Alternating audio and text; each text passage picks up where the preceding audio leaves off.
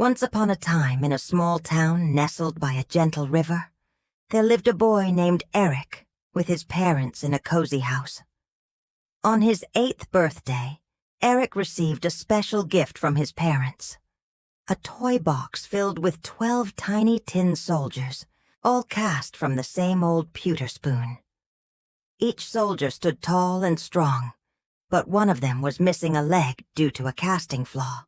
Still he stood upright, head held high, musket in hand, ready for battle. Eric instantly took a liking to this unique soldier and named him Steel. Alongside the other toys in the room, Steel lived a peaceful and colorful life. Among them was a beautiful ballerina made of paper, one leg raised as if dancing. She was fixed to a music box, spinning gracefully whenever the melody played. From the moment Steel laid eyes on her, he was enchanted. She too seemed to stand on one leg, just like him. But peace didn't last long. One day, while Eric was at school, the toys began to mock Steel for having only one leg. A grumpy plastic troll sneered. "You think you're special? You'll never be worthy of the ballerina." Steel said nothing, though he had no heart to. He still felt a strange twinge inside. That night, a strange wind blew through the ajar window. Standing near the edge of the table, Steel was suddenly pushed and fell out. He tumbled across the roof tiles and slid down into a rain gutter. The next morning, Eric searched everywhere but couldn't find his favorite soldier. And so began Steel's journey. Swept along by the rainwater, he plunged into the dark underbelly of the city. Once he was found by a boy who placed him on a paper boat, sending him down a rushing canal. Rats in the sewer demanded his passport, but Steel remained fearless. Though he had only one leg, his stance was firm. Soon the paper boat was caught in a whirlpool, and Steel was swallowed by a giant fish. It seemed his fate was sealed, until fate itself intervened. The fish was caught and brought into the kitchen of none other than Eric's home. When the chef cut open the fish, out came Steel, still proud, still steadfast, still in the same pose.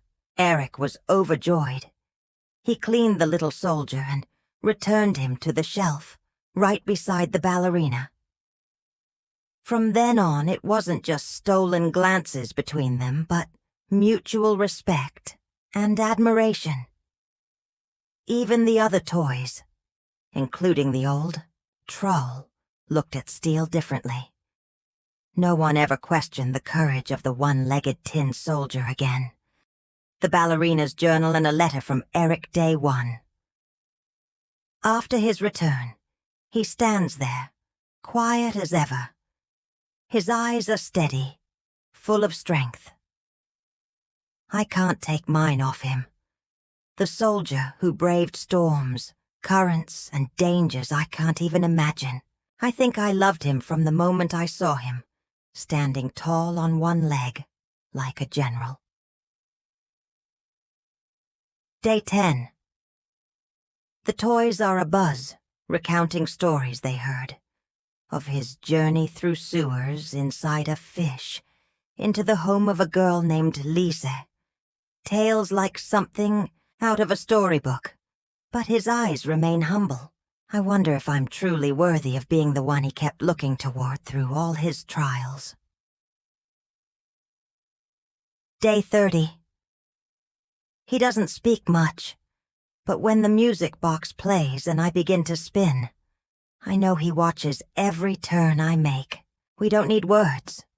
Just one tilt of the head, one glance, and it's enough. Day 100. One day, the music box broke. There was no sound, and I stood still, unsure. But then, for the first time, he shifted, moved, even if just slightly, toward me.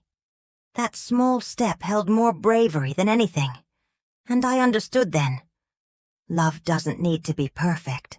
It only needs to be true and steadfast, like him. Day 200. The room is quieter now.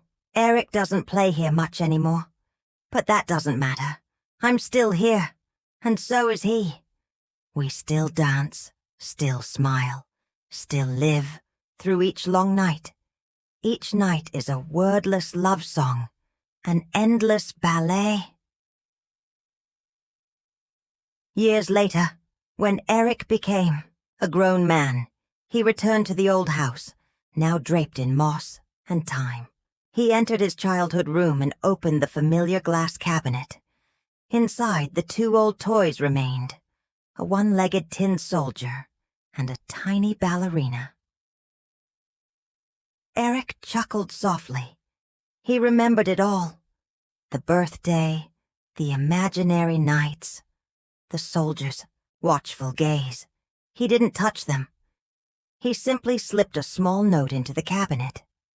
To my childhood friend, who taught me about courage and unconditional love, thank you for being with me, even if only in dreams. As Eric left, the wind blew softly through the cracked window. The music box played an old melody, and in the silver moonlight the brave tin soldier stood tall once more, and the ballerina spun a perfect turn. They were still there, not just in the old room, but in the hearts of all who would ever hear their story.